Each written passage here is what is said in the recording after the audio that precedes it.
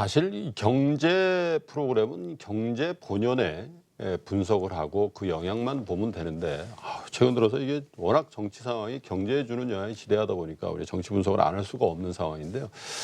경제학자 입장에서 이 정부를 어떻게 보는지 의견을 좀 들어보죠. 탄핵 정국이 이제 오늘이 거의 이제 마무리가 되는 국면, 어쨌든 절차상으로는요. 건국대학교의 오정근 교수 모시겠습니다. 어서 오십시오. 네, 안녕하세요.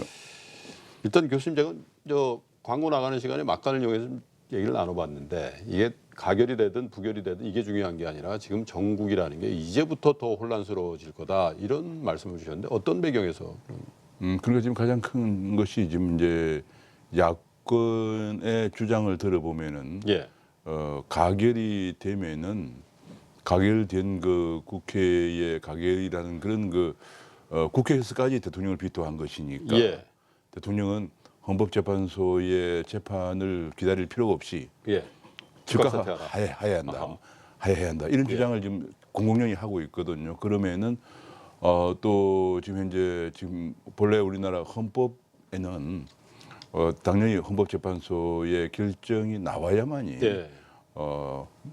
대통령이 이제 물러나는 걸 이렇게 그렇죠. 돼 최장 있는데 180일 동안 뭐 그런 것들을 완전히 더 무시하고 좀 물러나야 한다고 주장을 하기 때문에 굉장한 혼란이 올 것으로 예상이 되고요. 예.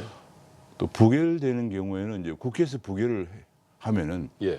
국회 자체가 굉장히 혼란에 빠지는 거죠. 예. 지금 뭐 총사 때까지 얘기가 나오고 있으니까 예. 지금 현재 가결되건 부결되건 이미 탄핵이 대통령의 탄핵, 예. 국가의 최고 통치자인 대통령의 탄핵이라고 하는 그것은 블랙홀로 완전히 우리가 지금 그러면 한 치 앞도 내다보지 않는 캄캄한 블랙홀로 우리 경제나 우리 사회가 빠져 들어가고 있는 그런 상황입니다. 근데 이게 뭐 대통령의 탄핵이라는 굉장히 어떻게 보면 우리 역사의 두 번째긴 한데요. 사실은 탄핵이 가결되고 또 헌재를 통과한 예는 한 번도 없지 않습니까, 그죠?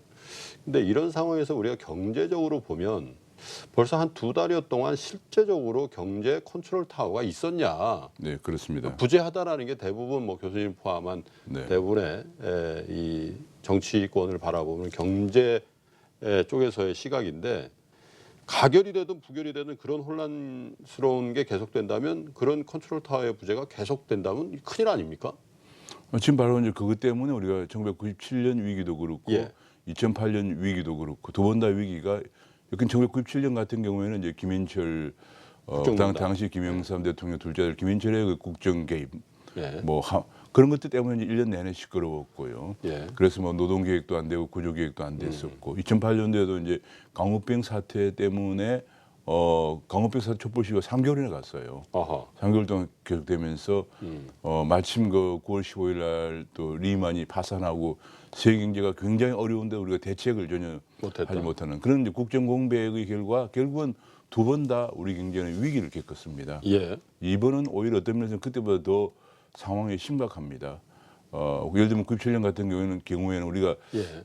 참 높은 성장을 하다가 한 끝에 조금 위기가 온 거고 예. 또 당시에는 중국도 우리를 추격해 오지 못하고 있는 상황이었기 때문에 예. 1년 만에 곧 반등이 되었습니다만은 지금 우리 경제가 2012년 이후에 지금까지 2.6%의 저성장을 하고 있는 지금 현재 금년까지만 해도 5년째 저성장을 하고 있는 끝이고 한마디로 체력이 고갈되어 있는 상태입니다. 아하.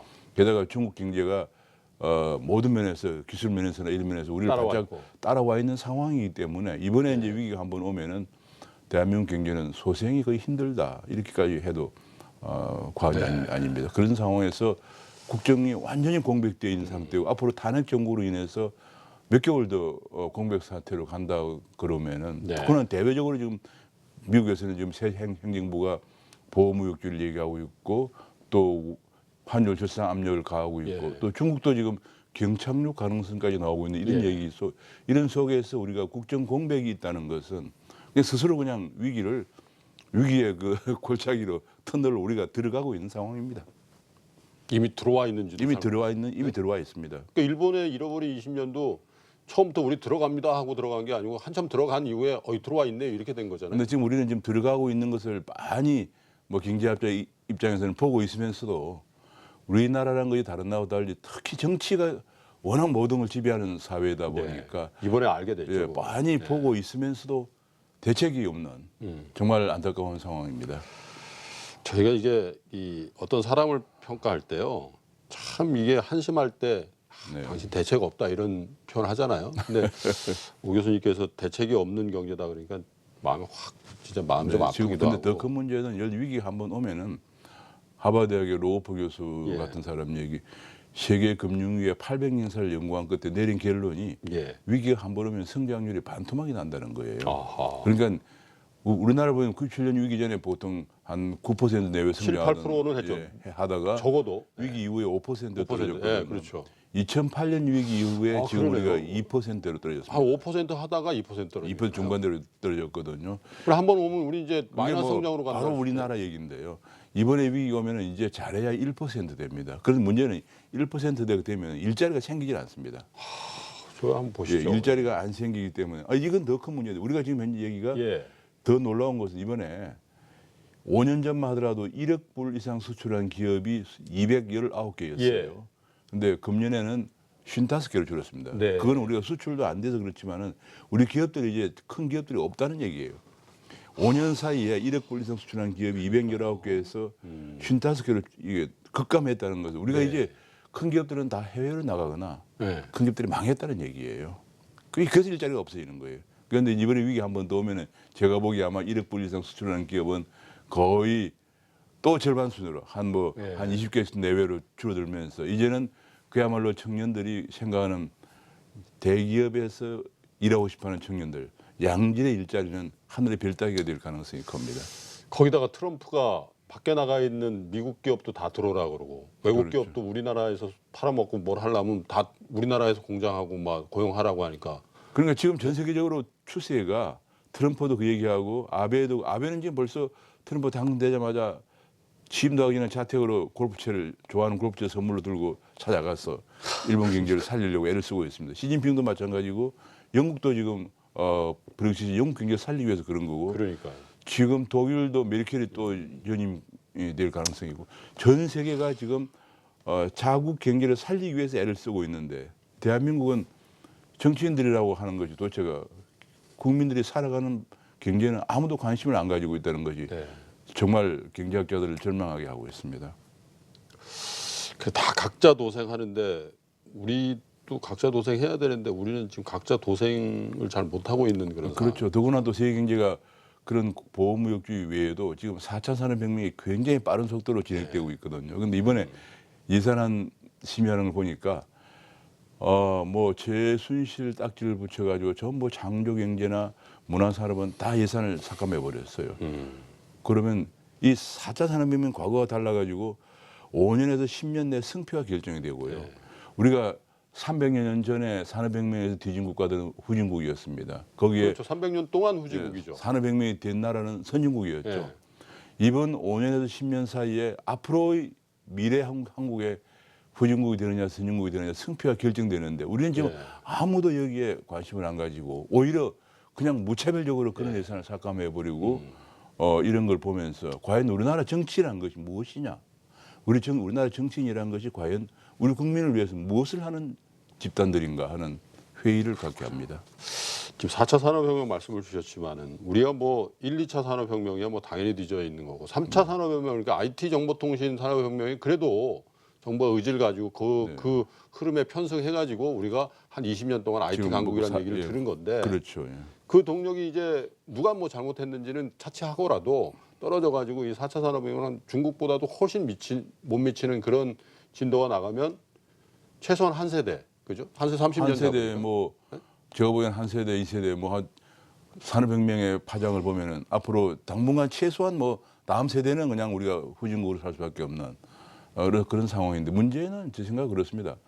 정말 이성적인 정치인이라면은 잘못이 있는 것은 법에 의해서 판단을 하고 그 산업 자체의 싹을 자르는 이런 무모한 저는 이걸 완전히 그냥 무모한 정치인들의 한마디로 우리나라가 흔히 말하기를 정치를 삼류라고 합니다. 삼류 정치가 잘 나가던 인류 경제를 완전히 지금 이번에 청문회를 보면서 많은 국민들은 느꼈을 겁니다. 우리 정치인들이 기업인들을 대하는 일자리를 20만 명, 30만 명이 창출해주고 있는 기업인들을 그야말로 뭘 제대로 뭐 그냥 정치가 지금 정경 유착을 질타하는 청문회에서 오히려 기업의 조직을 개편하라는 등 경영권을 내놓으라는 등 뭐 완전히 그냥 정치가 기업 경영에 개입하는 이런 모습을 보면서 우리가 과연 시장 경제를 하고 있는 국가인가 하는 그런 생각까지 많은 사람들이 저도 그런 생각 하게 들고 됐습니다. 물론 뭐 정경 유착의 권위를 당연히 끊어야 되긴 하는데 예? 어떤 여당 그 새누리당 의원이 정경을 해체에 대해서 반대하는 분들 손 드세요, 거수하세요, 막 이런 걸 보니까 이런 후진국적인 작태를 보면서 본인들이 수권 정당이라고 생각을 하고 있는지 정말로 이거 우리가 너무너무 우리나라 정치 수준을 저는 이번에 보면서 정말 경제를 살려야겠다는 일념으로 경제학만 연구하는 사람 입장에서는 너무 절망을 했습니다. 자, 근데 이제 KDI 있지 않습니까? 네. 우리나라 국책 연구기관 중에 뭐 가장 그 정통하고 유서가 있는 기관인데 내년이 이제 20일 남았지 않습니까? 네, 내년 그렇습니다. 경제 성장률을 이렇게 임박해서 0.3% 포인트를 낮추는 예는 거의 없잖아요. 그런 예가 없었고요. 예. 지금 KDI 전망이 4분기에 0% 0% 정기비 제자리 성장을 전망했거든요. 예. 이게 2008년 글로벌 금융 위기 이후에 처음인데 처음이죠. 예. 제가 보기에는 내년에는 마이너스까지 갈 겁니다. 아마. 지금 왜냐하면 기업들이 이번에 총수들 9명을 불렀다는 것은 예. 지금 지난 한 달 동안 청문회 대비하느라고 시간 다 보내고 앞으로 또 특검이 특검 가야죠, 특검. 최대한 120일 동안 특검 기간이 있습니다. 특검에 대비해서 또 지금 기업들이 이렇게 빠른 4차 산업혁명에 대비해서 사업 재편을 한다든지 혹은 뭐 경영 투자 계획을 세운다든지 혹은 신성장 동력을 발굴하려고 글로벌 시장을 다니면서 발굴하려고 한다든지 이런 계획 자체를 세우지 못하고 있는 상황이기 때문에 지금 내년에 제가 보기에는 성장률은 노무라는 1.5%를 얘기했는데 1.5% 달성도 지금 만만치 않은 상황입니다. 그러니까 이 KDI의 2.4%는 너무 버블이란 말씀이죠. 그렇죠. 이건 왜냐하면 KDI는 비교적 정부의 적극적으로. 산하 연구 기관이기 때문에 그 이상 그 이하를 내놓을 수가 없는 상황. 그래서 단서를 달았더라고요. 그 정도입니다. 정치적인 혼란은 계산에 넣지도 않았고 그렇죠. 해외 변수도 이게 그냥 지금 이 정도에 머물러 있다라면 2%대를 할 거다. 자, 그러면 내년 상반기 내내 지금 아까도 말씀드린 것처럼 가결되건 부결되건 시끄럽습니다. 시끄러우면은 투자자라고 하는 기업이라고 하는 것은 가장 투자의 적이 불확실한 경영 환경이죠. 그러면 보통 정상적인 경우에도 정권이 바뀔 때는 한 6개월 정도 투자를 안 합니다. 이 정책이 어디로 갈까 하는 걸 봐야 하기 때문에 관망해야 하기 때문에. 근데 이거는 그 정도가 아니고 완전히 지금 탄핵이라고 하는 블랙홀로 들어가기 때문에 내년에 투자 증가율이 아마 마이너스가 될 거고 수출도 작년에 15% 마이너스, 금년에 8% 마이너스, 내년에도 아마 그 정도 수준의 마이너스. 기저 효과 때문에 좀 그 기울기는 줄어들 수 있지만 기저 효과에서 조금 올라가겠지만 여전히 수출 금액 자체가 마이너스로 떨어지고 그렇습니다. 네. 그러면 투자 수출 마이너스고 소비는 가계부채가 많아서 또 일자리가 없어지니까 또 금리 올라가면 당연히 또 마이너스고 그렇죠. 하니까 네. 오히려 금리가 한 1% 올라가면은 취약 가구가 4만에서 6만 가구가 늘어나는 상황입니다. 그러면 내년 성장률은 제가 보기에는 정기비 마이너스가 아니고 1.5% 노무라 얘기한 것 달성도 쉽지 않은 엄청난 충격을 가져올 가능성이 있고요. 경우에 따라서는 위기도 올 가능성이 큽니다. 너무 비관적인 얘기. 아닙니다. 예. 뭐 그렇게 생각하시는 걸 저희가 뭐 어떻게 바꿔드릴 수는 없죠. 예. 근데 이제 저희가 시간 관계상 네. 대안을 좀 듣고 이렇게 좀 했으면 좋겠다는 말씀을 들었어야 되는데 시간이 다 돼서 그리고 지금 얘기해봐야 그 얘기를 들어야 될 분들이 지금 정신이 없어요. 왜냐하면 정책하는 사람들이 오늘 지금 3시에 표결 하니까 맞습니다. 그거는 이 표결 끝나고 네. 가부간에 좀 네. 마무리가 된 다음에 다시 한번 네, 그렇게 하도록 하겠습니다.